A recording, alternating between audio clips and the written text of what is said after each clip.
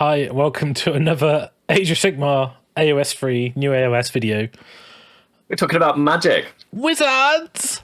I've been told to not put on my silly voice, so I won't. You can if you want, I don't mind. Oh, you're a wizard, Harry. I just love magic so much. So it's quite a lot. There's quite a lot here, isn't there? There's a lot of changes around the. I was going to say magic phase. There is no magic phase. There's a lot of changes around wizards and priests and how they work. So we thought we'd cover this all off in this video. So it's all about whimsical, magical. Are Khorne players going to be happy? Because priests haven't particularly played a large part in the game. Yes, and so far, have they? Because I used to love hitting someone 3 times with blood boil. Can't do it anymore. Sad times. Oh, no. Okay, then. So there's been some changes to rules. So you got wizards 19 in the book if you want to read along. A unit with wizard keyword on its war scroll is a wizard. Again, glad they put that in there. I got confused. No, a hero is a hero. A wizard is a wizard. We're there. And yeah, a wizard can be a wizard even if it's not a hero. So your 5 horses with their spells will count if you're doing fire warlocks or anything from the Lumineth book that's got legs. So it says that a wizard can cast a number of spells as on their war scroll. They know Arcane Bolt and Mystic Shield both have changed. Arcane Bolt is particularly weird, and I'll explain it in a minute. A wizard knows all the spells on the war scroll and on the war scrolls of endless spells. Yeah, and it tells you how many you can cast and unbind. So there you go.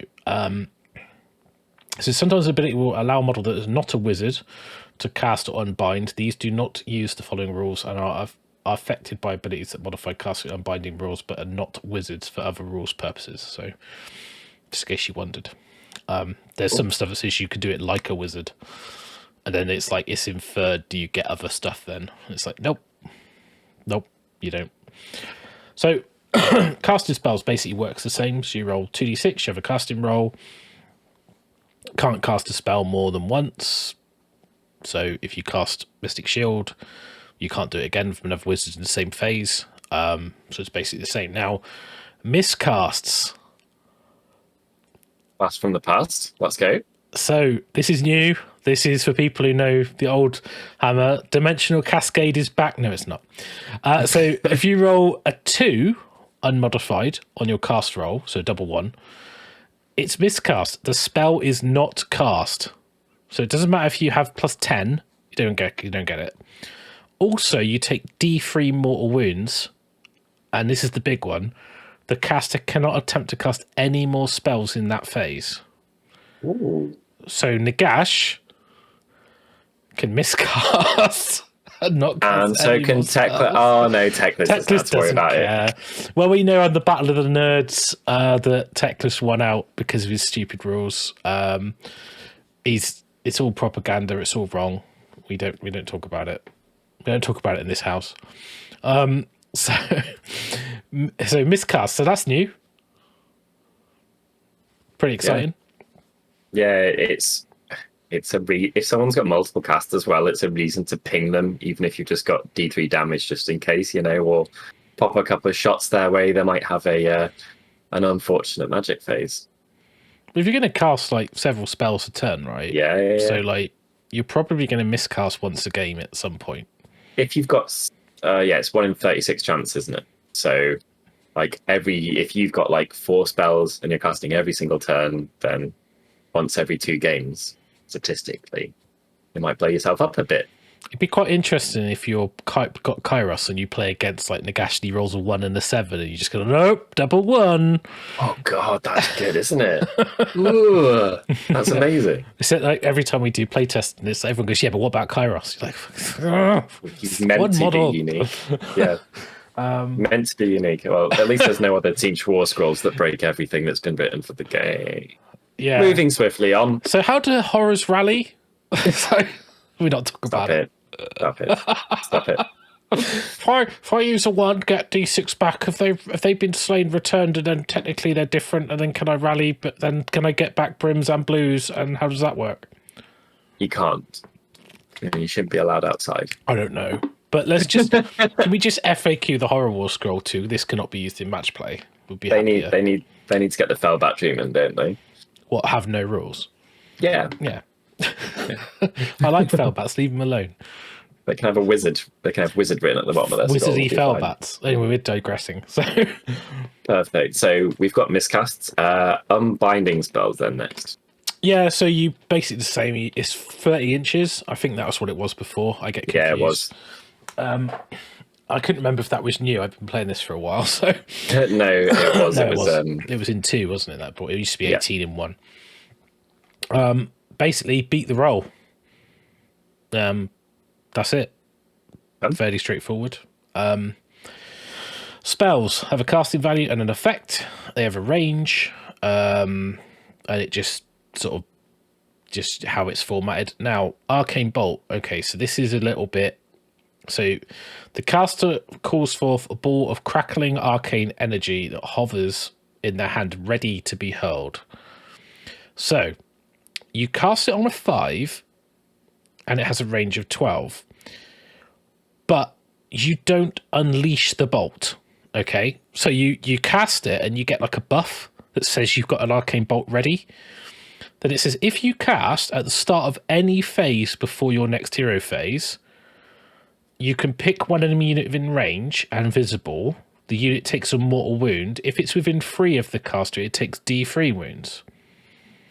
So what you've got to think about this is you kind of hold the Arcane Bolt ready. So you can cast it on your wizard who's not in range of anyone. And if they move, charge, get within range of that wizard, 12 inches, you can choose to unleash it and do a mortal wound. Or if they charge that wizard, you can do D3. Now, there is a model in the game that can cast Arcane Bolt more than once. The gas. Well, Arcane as well, technically, but yes. So Nagash can stack 8 Arcane Bolts on himself. Then you can actually charge them because you can move, charge them. Then you can basically say, well, I'm going to now unleash my bolts. So, because it says that at the start of a phase, so you could charge them, and then in the combat phase go, I'm going to unleash all my bolts. You're within 3 of me. Take 8d3 mortal wounds. It's quite a lot. It's like that's quite a lot. By storm fiends or something. Yeah, I mean, obviously you're probably going to miscast at some point if you're doing this, but oh, that's tempting. When do you stop? Oh, I've got 5. 5's enough. But now. Even then, it's a good deterrent because they come in range of you. You can just, if someone's got a wound left, they can't come within 12 of your wizard. Yeah. So it's that's a really cool. Weird interaction, but it's like a buff that you can then use at some point. Yeah. And it also means that some, Stormcast wizards or some people have got more resilient wizards, there's a bit more of a reason to have your 4-up save or your 3-up save or your slightly more wounds or your after save rather than, I'm better versus shooting, which is how it used to be a lot of the time. The range on it could be massive because say you're like a Hurricane Wind Mage, you move 16, I think it is. So you've technically got a 20-inch range on that. Yeah. Because you can cast it, then you could move, and then at the start of the shooting phase, unleash the bolt. You could also power up your what's the Stormcast Suicide Bomber with the vials? Knight Arcanum. Yeah, Knight Arcanum. No, Knight Incanter. I always get Knight Incanter. That's it. Yeah, run into someone, D3 times 4. Mm-hmm. Just from one little foot wizard who has 3-up save and isn't bad in combat. Quite cool.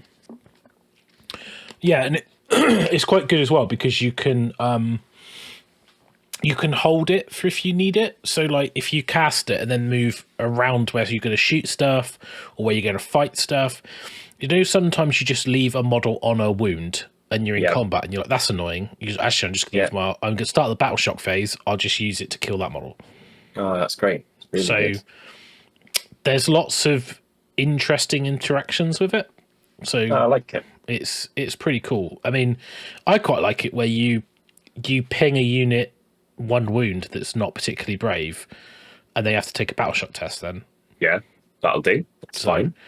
Because it actually, if you kill a model with a mortal wound from a bolt, and they're already going to be taking a battle shock, and you know they can't be inspired, that's already like, you know, an extra model running away technically. So Yeah. I'm just getting a 2-for-1. So interesting. Yeah. Mystic Shield is cast on a 5, not a 6. 1-ease, yeah. It has a range of 12. And pick a friendly unit wholly within range and add 1 to save rolls. 80. That's a return to form, isn't it? That's quite a big deal. Massive, because let's look at it. 5. Heroic action, On a 5. finest hour +1, Mystic Shield +1, all out defense +1. You've got +3 save. Someone's got Rend 3, doesn't go care. You're on your you're on your standard save. It's huge. Obviously, there's no reroll 1s on saves. I did see someone comment about Nighthaunt being sad with all-out defense. Well, they don't even get to reroll their saves with Mystic Shield now because they don't get positive modifiers, so it doesn't do anything. So, playing with Neferata though, rock on. Yeah, it just can't be negatively modified. But Yeah. then anything above a +1 is a waste, right? Because you're like, you can't get any more better than +1. So spread it around your army though. You could have a very defensible force, couldn't you? yeah, Neferata and Manfred, and yeah, they're very good, very strong. Finally. So endless spells, some changes here. So It's not going to be much. Nothing needed fixing with them, right? so you can move over them. They do not block movement anymore. You can move. You move as if you fly over them. You can't finish on top of them, but you can't block people in with endless spells anymore. Thank God. Right. So if you're fast, you could just run over them. Not a problem, as long as you can fit. You could still do a bit of clever blocking because you could leave it. There's not enough space the opposite side to actually fit across it. Yeah, just like you could can't block go even free of an enemy and stuff. Just like like you could block an opponent's flyer by having your base in Yes. the right place. Yeah. So you can still do some stuff, and they've got a bit of clear it, and they can still get in the way because they do make your movement a little bit more awkward, but they don't just stop you moving, which was the, putting 3 things around a big base and you can't actually move out of combat, out of it anymore. Yeah. So you can summon 1 endless spell with each wizard, so that's the same as it used to be. And the War Scrolls tell you how to use them. And it says that you can't summon more than 1 endless spell with the same wizard in the same turn, even if you're allowed to do more than 1 spell. Now, dispelling, at the start of the hero phase, each player can attempt to dispel 1 endless spell with each friendly wizard and friendly priest. So it says each wizard. So you're not capped at 1 anymore. Because before you only got 1 dispel, whereas now it says could attempt to dispel 1 endless spell with each wizard. So you could go for 3 different dispels. So the player whose turn is taking place takes all the dispelling attempts first. If a wizard attempts to dispel a spell, they can attempt to cast or unbind 1 fewer spells in that phase. If a priest, they can chant 1 fewer prayer in that hero phase. The same player cannot attempt to dispel the same endless spell more than once per phase. So priests as well can get rid of endless spells. But you're swapping it for your prayer. And same as a wizard with their cast, basically. Yeah. But before, they couldn't interact with them at all. Yeah. So you'll notice that wizards can't get rid of invocations when we get to it, but priests can get rid of endless spells. Kind of nice because you don't have many people who have multiple invocations, but you have plenty of people who have multiple spells. So that kind of balances out cutely. Yeah, then there's this special rule here at the bottom. It says an endless spell cannot be summoned again in the turn it's removed. So one of the key things people used to do was cast an endless spell, then in the next turn they would dispel it with their own wizard and then recast it with another wizard. Yeah. You can't do that anymore. You can't cycle endless spells, which is quite nice. Yeah. So an endless spell is removed if it is dispelled, if it touches the edge after it's moved, or a method on the scroll. So and there's a little box out about units of wizards saying that they are they basically pick a model in the unit to be the wizard, and where the ranges and everything is measured from. So then we've got predatory endless spells. So there's quite a lot of changes with these. So basically, they can move, right? So they're moved at the end of every hero phase. And that's quite an important thing, because they used to move between battle rounds. Yeah. And then you see which are controlled and which are wild. So a predatory endless spell within 30 of the model that summoned it is controlled by that model. So if you summoned it, it's yours. So they control it, basically. You can't have more than one. So if you cast another spell with that wizard later on, like another endless spell in another turn, you can't control both. So you have to, one will go wild, and then that can be like picked up by another wizard. If there's more than one predatory endless spell that a wizard could control, you must pick which they will control, and if they're not controlled, they're wild. So wild ones, you basically alternate who moves it. So after determined control, the player whose turn is taking place moves all predatory endless spell controlled by friendly wizards. The opponent then does the same. Once all controlled predatory endless spell have been moved, the players alternate picking a wild spell, starting with the player whose turn is taking place. Until all the wild spells have been moved, a player must pick a wild predatory endless spell to move if any eligible to do so, and cannot pick a wild predatory endless spell that has already been moved. And when a player picks a predatory endless spell to move, they are considered to be the commanding player of that spell until the start of the next hero phase. There you go. This is all others are under the command of the player that summoned them. So you get more control over your endless spells, which nice. And I think one of the things I pointed out is really nice. Some of them are quite short range. I mean, obviously we know that chronomatic cogs has changed, and they're going to be, there was an asterisk on the article that said that many more will change. They're not in the core book, so I don't know where they might be in the handbook, who knows, but we haven't got that, so we don't know. So it says that what's quite important about this, and what the point I was trying to make before I got sidetracked, is that you can put an endless spell out, a predatory one out on turn 1 that's nowhere near your opponent, because you know that they can't push it back at you while your wizard's alive. And if you've got something like that can move with you, that gives you a buff or something like that, you can move. It can move with you and stay with you. Yeah. So like you can almost like wherever your wizard goes, the spell can like come with you. But it kind of creates a problem for your opponent in their turn, because they're like, well, I don't want them moving it in that area next turn, knowing full well they're definitely going to control it. So I want to get rid of it. Whereas before you were kind of reluctant to drop them too close to your own army because of the way that the control worked. They could come back on you, couldn't they? Yeah. So like the OBR buffs, for example, they're pretty tasty, and they just, anything that behaves. Well, the OBR were an exception because they were controlled anyway, but like because now everything's like them, isn't it? Yes. Yeah. They're going to move with you. Like if you want to put an Aether Void Pendulum on turn 1 and slowly push it towards your opponent, you know, there's no reason not to do that. You know, or Geminids or anything like that. So obviously you have to wait to see what the rules are when these come around, but it's nice to see that you can cast them on turn 1 and your opponent has to go, oh, should I get rid of that or not? You know. It's good, isn't it?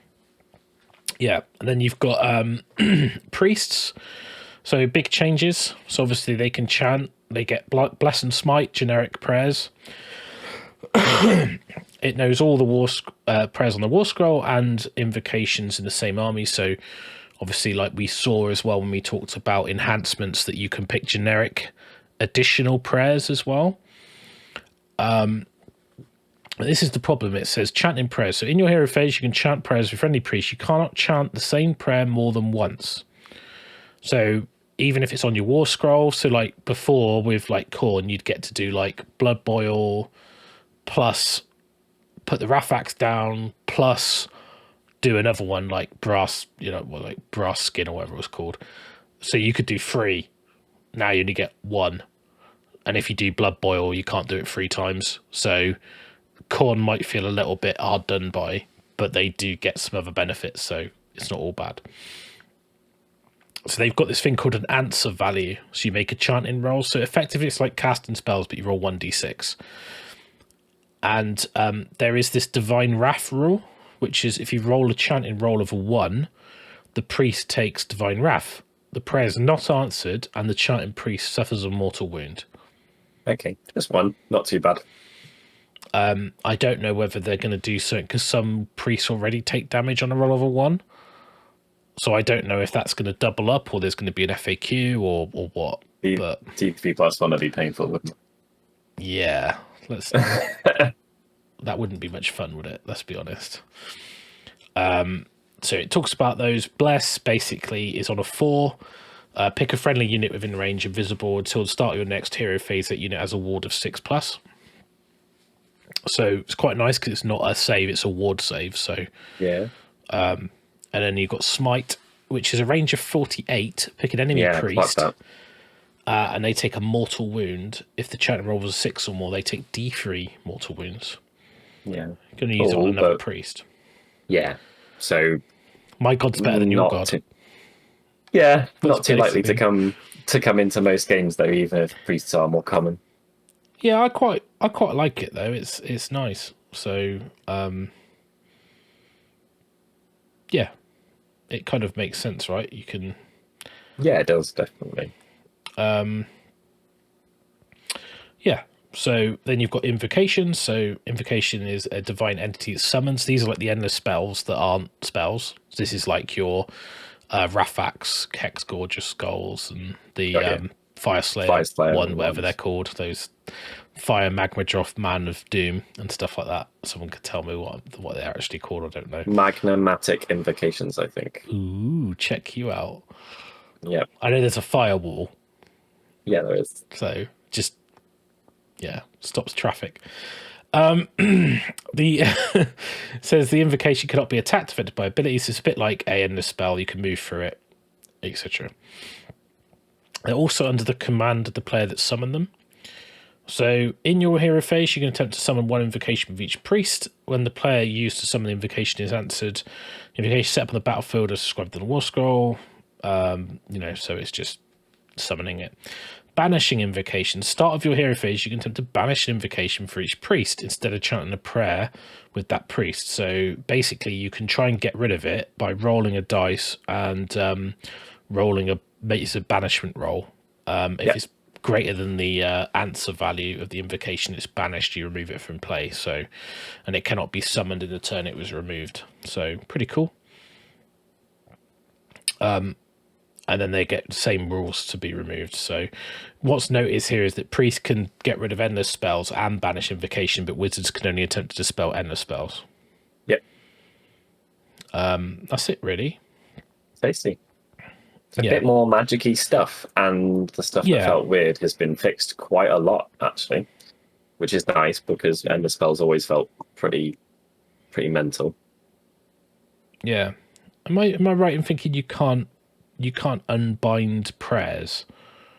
Yeah, I was just running through that in my head. I was just looking, and I was like, did I get that wrong? Yeah, so you can cast I guess it's an unbind it makes spells. Sense, doesn't it? Yeah. They're not meant to be interactive. You ask to be answered by God, and God answers, and then it's happening. It's not like you and someone pitting their wills against each other, is it? No. But what's quite nice is that, so you can't actually stop a prayer, but you can stop an invocation. Yeah, I think invocations actually, because what's that? Invocations values, are they 1 dice as well? Yeah. They've got an answer value. So fairly easy to stop. It's a 1d6 against 1d6, so actually, it's probably harder to stop them than it is a 2d6 roll. Because if they got it, then it's going to be on a better value. Because if it's on like a 5, for example, you're like, well, actually, no, that's fair. Because I think the Rafax is a 5, but I mean, I don't know, because there's rules with in the corn book, like they have to be near the wizard and you have to roll to see if they stick around.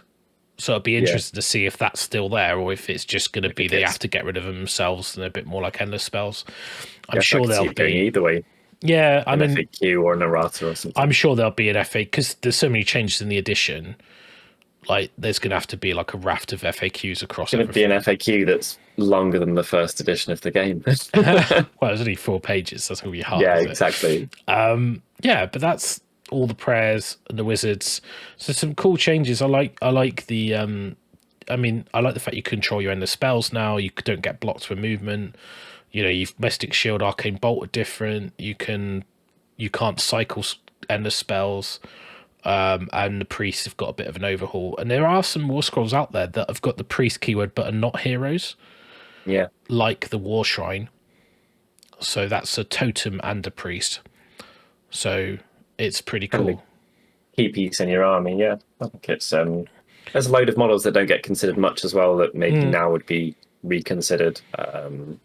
Stormcaster got 7,000 characters, haven't they? So it also gives you ways to get rid of endless spells because, like before, you didn't have a way to get rid of them if you just had priests in your army, like fire spells. You're like, well, how do I get rid of endless spells? And now at least you can actually get rid of them with your priests. Yeah. And because they can't unbind, you're not really giving up anything. Yeah. In their hero phase, if you're doing it, so it's like, well, I don't really care because I'm not going to be doing anything with my priest and you'll go anyway, so I might as well just try and get rid of your endless spells. Yeah, exactly. So, that's sweet. Pretty cool. But that's everything nice. Magical and mystical. So hopefully that was useful for you guys to get an idea of the changes in the new edition. And happy magicking. Yeah, happy miscasting. Yeah, draw that double one and profit. Yeah, Nagash is going to be a sad boy. Oh, he's going to be a risky boy, isn't he? But if you get those 8 arcane bolts on, imagine that. If you're a opponent and you're like, oh, sure go. What are you going to do? I think if I got to 5, I'd just stop. Yeah. Like 5 to 15 wounds is enough, I think. You probably want to cast a few other spells with him, right? Give him his Mystic Shield and stuff like that, you know? Absolutely. Yes, please. Okay. All right. Well, thanks for watching. I will catch you all again soon. Catch you in the next video, guys. Bye.